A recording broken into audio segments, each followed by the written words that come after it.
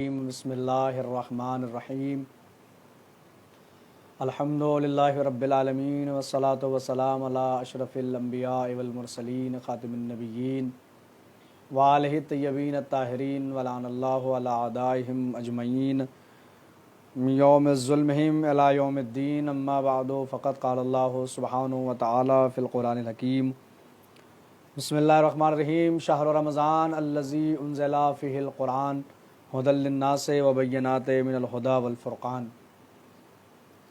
السلام علیکم ورحمۃ اللہ وبرکاتہ۔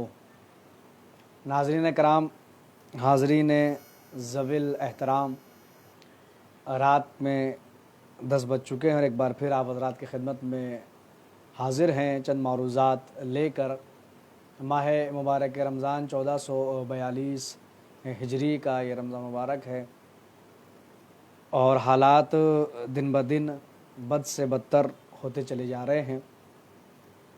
جو حالات ہیں وہ حضرات کے پیش نظر ہے کہ دلی میں 26 اپریل تک پھر سے لاک ڈاؤن لگا دیا گیا ہے اور ایک بار پھر ہم اور آپ جیسے پچھلے رمضان میں دن گزرے تھے وہ اس سال پھر وہ اب دیکھتے ہیں کہ یہ 26 تک رہتا ہے یا اس میں کچھ اضافہ ہوتا ہے یا جو بھی ہے۔ بہرحال اس دعا کے ساتھ آغاز کرتے ہیں کہ پروردگار آپ سب کو اپنے حفظ و امان میں رکھے اور اس وبا کو جلد از جلد نیست و نابود کرے، اور یہ جو مہلک مرض ہے، مہلک بیماری ہے، پروردگار ساری انسانیت کی حفاظت فرمائے اس مرض سے۔ سورہ مبارکہ الحمد کے سلسلے میں آپ حضرات سے گفتگو ہے۔ فاتحۃ الکتاب، الحمد، سب مثانی۔ کل آپ حضرات خدمت عرض کیا تھا مالک یوم الدین کے قیامت کے دن کا مالک، روز جزا کا مالک پروردگار عالم ہے اور وہ زمین و آسمان ہر شے کا مالک ہے، لیکن وہاں پر جب ہم جائیں گے تو اس کی قدرت کے علاوہ وہاں پہ کچھ اور نظر نہیں آئے گا، بس اسی کی ملکیت نظر آئے گی، اسے قدرت نظر آئے گی۔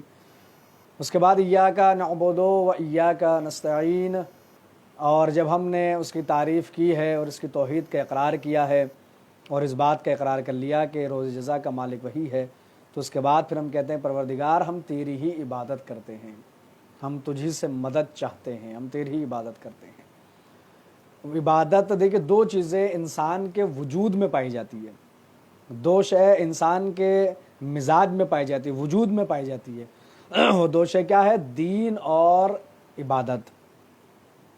کوئی بھی انسان ہو، ایک تو اس کے ہاں پر وہ کسی نہ کسی مذہب کو فالو کرنے والا ہے، کسی نہ کسی ریلیجن کو فالو کرنے والا ہے، کسی دھرم کا ماننے والا ہے، کسی نہ کسی مذہب کا، کسی نہ کسی آئین کا، کسی نہ کسی راستے پہ چلنے والا ہے، کسی نہ کسی قانون کے اوپر پابند ہے، اس کے اوپر چلنے والا ہے۔ تو کوئی بھی ہو انسان، اگر وہ کسی نہ کسی مذہب کو ضرور مانتا ہے اور کسی نہ کسی دین کا ضرور ماننے والا ہے۔ اور دوسرا ہے کہ پوجا اور پرستش اور عبادت انسان کسی نہ کسی کی عبادت ضرور کرتا ہے۔ یہ دو چیزیں انسان کے وجود میں پائی جاتی ہے۔ کوئی بھی انسان ہو، ایک تو وہ کسی نہ کسی مذہب کا ضرور ماننے والا ہوتا ہے، کسی بھی قانون اور آئین کو فالو کرنے والا ہوتا ہے، ریلیجین کو فالو کرنے والا ہوتا ہے، اور ایک عبادت کسی نہ کسی کی عبادت انسان ضرور کرتا ہے۔ کہتے ہیں نا کہ پرستش عبادت کرتا ہے، پوجا انسان کرتا ہے۔ کوئی جو ہے مال کا، کوئی جو ہے وہ مال پرست ہوتا ہے، کوئی دولت پرست ہوتا ہے، کوئی حسن پرست ہوتا ہے۔ مال پرست یعنی مال کی عبادت کرنے والا، مال کی پوجا کرنے والا، کوئی دولت کی پوجا کرنے والا ہوتا ہے، کوئی حسن کا پجاری ہوتا ہے اور وہ حسن پرست ہوتا ہے۔ اب دیکھیں مال ختم ہو جانے والا ہے، دولت فنا ہو جانے والی ہے، حسن ڈھل جانے والا ہے، یعنی ان چیزوں کی کیا پرستش کرنا کہ جو ایک نہ ایک دن ختم ہو جانے والی ہے۔ اب کس کی پرستش کی جائے، عبادت کس کی جائے، پوجا کس کی جائے، انسان کس کا پرست ہو؟ تو کتنا اچھا ہے کہ انسان خدا پرست بنے، یہ انسان اس کی پرورش کرے، اس کی پرستش کرے، اس کی عبادت کرے کہ جو لائق عبادت ہے۔ اس لیے کہ ہم مولا کے ماننے والے، مولا نے کیا کہا کہ میں اس پروردگار عالم کو سجدہ کرتا ہوں، اس کی عبادت کرتا ہوں اس لیے کہ وہ لائق عبادت ہے، وہ محتاج عبادت نہیں ہے۔ پروردگار ہماری نمازوں کا محتاج نہیں ہے، پروردگار ہمارے روزوں کا محتاج نہیں ہے کہ ہم عبادت کریں تو ہماری عبادت کا محتاج ہے۔ ہماری عبادتیں ہمارے کام آئیں گی، وہ لائق عبادت ہے، وہ اس لائق ہے کہ اس کے سامنے سر بسجود ہوا جائے، وہ اس لائق ہے کہ اس کے سامنے سجدہ کیا جائے، وہ اس لائق ہے کہ اس کی عبادت کی جائے، تو وہ لائق عبادت ہے۔ اور جب ظاہر سی بات ہے اللہ نے ہمیں اتنی ساری نعمتوں سے نوازا ہے تو کم از کم شکرانے ہی کے طور پر ہم اس کی عبادت کریں، اس لیے کہ اس نے ہمیں، جنہوں نے اس کو پیدا اس لیے کیا تاکہ وہ اس نے اپنی عبادت کے لیے پیدا کیا ہمیں۔ اب ہم دیکھیں مزاج میں انسان کے، اگر کوئی کسی کو پر احسان کر دے، تھوڑا سا احسان اگر کر دے تو انسان جو ہے اس کے سامنے جھکا چلا جاتا ہے۔ ہم اگر جا رہے ہیں راستے میں، ہم کسی کے سامنے کوئی ہمیں مل جائے اور ہم گاڑی سے اترے ہیں، اپنے سواری سے اترے اور اس کا احترام کریں اور جو ہے اس کو مزاج پرسی کریں، تو لوگ پوچھیں بھائی آپ ان کے خندہ پیشانی سے پیش آئے، تو لوگ پوچھیں گے بھائی آپ ان کے اتنی اہمیت کیوں دیتے ہیں؟ تو یہ صاحب کل ہی انہوں نے ہم پر احسان کیا ہے۔ کیا احسان کیا؟ مثلا میں جو ابن سبیل ہو گیا تھا، مسافر تھا، راستے میں نہیں تھا یا راستے میں کوئی پریشانی تھی، انہوں نے دور کر دیا، پیسوں کی ضرورت تھی، انہوں نے پیسوں کے ذریعے سے میری مدد کی، یا کسی بھی طرح سے کوئی احسان کیا، تو انسان کا مزاج میں ہے کہ وہ جب کوئی اس پہ احسان کرتا ہے تو اس کے سامنے وہ جھکا چلا جاتا ہے نا۔ آپ سلام ہی دیکھ لیجیے، آپ ہمارے یہاں سلام بھی کئی طرح کے ہوتے ہیں۔ ایک تو سلام ہوتا ہے ارے السلام علیکم ورحمۃ اللہ، ایک سلام یہ ہوتا ہے کہ انسان بڑے دونوں ہاتھ ہلا ہلا کے اور فرشی سلام پیش کرتا ہے، اور ایک ہوتا ہے السلام علیکم جو کہ عموماً سلام ہوتا ہے، نہ رحمۃ اللہ نہ برکات نہ کچھ بھی نہیں، ہے نا۔ اب ہمارے یہاں دیکھیں سلام میں بھی منافقت پائی جاتی ہے، عجیب بات ہے یہ، دیکھیں منافقت ہر سلام میں بھی ہے۔ سلام میں کتنا ثواب ہے کہ سلام کرنا مستحب ہے، جواب دینا واجب ہے، لیکن ایک ایسا مستحب ہے کہ جس کا ثواب واجب سے زیادہ ہے۔ 70 نیکیاں نا، آپ نے سنا سلام کے 70 نیکیاں، ایک نیکی جو ہے وہ جواب دینے والے کو ملتی ہے، اور 69 نیکیاں سلام کرنے والوں کو ملتی ہے۔ یعنی ایک ایسا مستحب عمل ہے کہ جس کا ثواب واجب سے زیادہ ہے، لیکن اس میں بھی منافقت پائی جا رہی ہے۔ جس کا ہمارا مزاج ملتا ہے، جو ہمارا اچھا مان جاننے والوں سے تو ہم بڑا ارے سلام، ارے صاحب کیا کہنا، ایسا سلام پیش کریں گے۔ اور کوئی ایسا بیچارہ جو ہمارا جاننے والا نہیں ہے یا جس سے ہمارا کوئی کام نہیں پڑتا ہے، اس کو ہم ایسے ہی سلام کر گزر جائیں گے۔ دیکھتے کہ ہاں صاحب یہ بڑا پیسے والا ہے، کل ہمارے کام آ سکتا ہے، ارے صاحب یہ بڑا اثر و رسوخ والا ہے، تو اس کو الگ طرح کا سلام ہوگا۔ ایک عام بندہ ہے جس کا ہمارا کوئی کام نہیں پڑا ہے کہ ہمارا کیا کام آئے گا، اس کا سلام الگ طریقے سے ہوگا۔ تو یہ ہمارے یہاں سلام میں بھی منافقت پائی جاتی ہے، ہر جگہ پہ منافقت ہمارے یہاں سلام میں بھی ہے۔ تو ہم کسی کو ہمارا محسن ہمیں مل جاتا ہے تو کس طرح سے اسے سلام کریں گے؟ تو ایک معمولی سا ایک آدمی ہمارے اور آپ کے جیسا اگر اس نے تھوڑے سے نیکی ہمارے ساتھ کی ہے تو ہم اس کے سامنے بچھ جاتے ہیں، جھکے چلے جاتے ہیں۔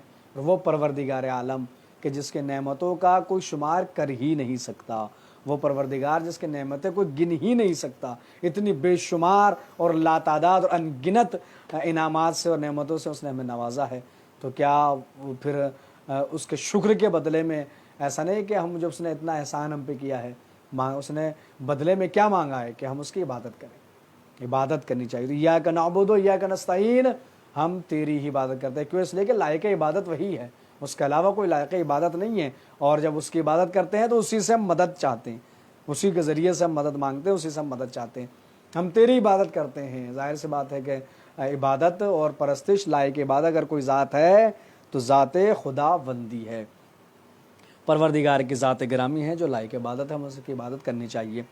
جمع کا صیغہ اس میں استعمال ہوا ہے، نعبدو، جمع کا صیغہ کہ ہم تیری عبادت کرتے ہیں۔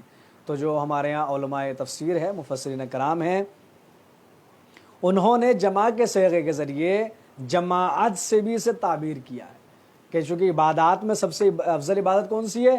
کہ نماز ہے، سب سے افضل عبادت ہے۔ قرآن کیا کہہ رہا ہے؟ ہم تیری عبادت ہے، ہم تیری عبادت ہے، سے جمع کا صیغہ ہے۔ تو جمع کا صیغے کے ذریعے جماعت کو بھی تعبیر کیا گیا ہے کہ جب انسان نماز ادا کرے تو جماعت کے ساتھ ادا کرے، با جماعت نماز کو پڑھے، اس کو تعبیر کیا گیا۔ ایک نظریہ یہ بھی مفسرین نے پیش کیا ہے کہ کیونکہ ایاک نعبد و ایاک نستعین، ہم تیری عبادت کرتے ہیں اور تجھی سے مدد چاہتے ہیں۔ جب ہم اس کی عبادت کریں گے، ہم اس کے سامنے سجدے ریز ہوں گے، ہم اس کے سامنے سر کو جھکائیں گے، ہم سبحان ربی الاعلیٰ و بحمدہ پڑھیں گے، اور اس کے بعد اس کی عبادت کرنے کے بعد جب ہم اس سے مدد مانگیں گے تو کیا وہ ہماری مدد نہ کرے گا؟ یقیناً پروردگار پاک پروردگار ہماری مدد ضرور کرے گا۔ تو وہی لائق عبادت ہے، حمد و ثنا اس کی توحید کا اقرار کرنے کے بعد، اور یہ اقرار کرنے کے بعد کہ قیامت کا مالک اللہ ہے، اب ہمیں مسلح عبادت پہ آنا چاہیے اور اس کی عبادت انجام دینی چاہیے۔ اور عبادت ہر وہ فعل عبادت ہے جو اس کی مرضی کے لیے انجام دیا جائے، جو بھی اس کی مرضی کے لیے انجام دے رہا ہے وہ فعل عبادت ہے۔ اور ہمارے یہاں جتنی بھی اعمال ہیں وہ سب کیا ہے؟ نماز قربتاً اللہ، روزہ قربتاً اللہ، زکوٰۃ قربتاً اللہ، یعنی اللہ کی خوشنودی کے لیے، اللہ کی قربت حاصل کرنے کے لیے۔ تو ہر وہ فعل جو اس کی قربت کے لیے انجام دیا جائے وہ عبادت شمار ہوتا ہے، اور عبادت میں ثواب ملتا ہے۔ اور مالک یوم الدین کون ہے؟ وہ پاک پروردگار ہے۔ جب ہم اس کی عبادت کریں گے تو ہمیں عبادت گزار ہونا چاہیے، ہمیں عبادت کرنی چاہیے۔ اور عبادت ہر وہ فعل کہ جو مرضی معبود کے لیے انجام دیا جائے وہ کام عبادت ہے، تو ہمیں عبادت میں مصروف رہنا چاہیے۔ روزہ عبادت، نماز عبادت، ہر کام جو قربت اللہ انجام دیا جاتا ہے، چاہے وہ واجب ہو یا مستحب ہو، اس کی بحث نہیں ہے، اگر وہ قربت اللہ انجام دیا جا رہا ہے تو وہ فعل عبادت میں شمار کیا جاتا ہے۔ اور عبادت کی فہرست ہمارے یہاں بڑی طویل فہرست ہے، کوئی چھوٹی موٹی فہرست نہیں ہے کہ کون سا کام عبادت ہے، کیا نماز عبادت ہے، کیا روزہ عبادت ہے، جی نہیں، ہر وہ کام جو اللہ کی خوشنودی اور اس کو راضی کرنے کے لیے، اللہ کو خوش کرنے کے لیے اور اللہ کی قربت کے لیے انجام دیا جا رہا ہے، وہ کام جو ہے وہ عبادت ہے۔ اور انسان کے مزاج میں ہے کہ وہ دین اس کے یہاں ضرور ہوتا ہے اور عبادت وہ ضرور کرتا ہے۔ تو دین سب سے بہترین دین ہے اللہ کا، وہ اسلام ہے، اور لائق عبادت اگر کوئی ہے تو وہ پاک پروردگار خداوند عالم کی ذات گرامی ہے۔ ایاک نعبد و ایاک نستعین اہدنا الصراط المستقیم۔ اب انشاءاللہ کل جب آپ حضرات کی خدمت میں حاضر ہوں گے تو پھر آپ کی خدمت عرض کریں گے کہ وہ صراط مستقیم سے مراد کیا ہے اور اس کا ترجمہ کیا ہے، اور ساری باتیں عرض کریں گے۔ آپ حضرات سے یہ گزارش ہے کہ اپنا خیال رکھیں، اپنی صحت کا خیال رکھیں، اور جو بھی حکومت کی طرف سے گائیڈ لائنز آ رہی ہے ان کو فالو کریں، ان کی پابندی کریں، تاکہ وہ ہماری ہی حفاظت کے لیے ہے، اور ہم اگر محفوظ ہیں، وہ کہتے ہیں نا کہ جان ہے تو جہان ہے، ظاہر سی بات ہے جب جان ہے، انسان ہم ہیں تو پھر سب کچھ ہے، اور ہم ہی نہیں ہیں تو پھر سب ختم ہو جائے گا۔ تو اپنی صحت کا خیال رکھیں، اپنا خیال رکھیں، اپنے پڑوسیوں کا خیال رکھیں۔ جو صحت ہے، صحت کے ساتھ عبادت جڑی ہوئی ہے، مسلسل آپ حضرات کی خدمت میں عرض کیا جا رہا ہے۔ تو محفوظ رہیے، حفاظت رکھیے اپنی، اور اپنے آپ دعا گو ہوں پروردگار آپ سب کو اپنے حضمان میں رکھے، صحت و سلامتی عطا کرے۔ انشاءاللہ کل پھر آپ حضرات کی خدمت حاضر ہوں گے۔ وآخر دعوانا ان الحمد للہ۔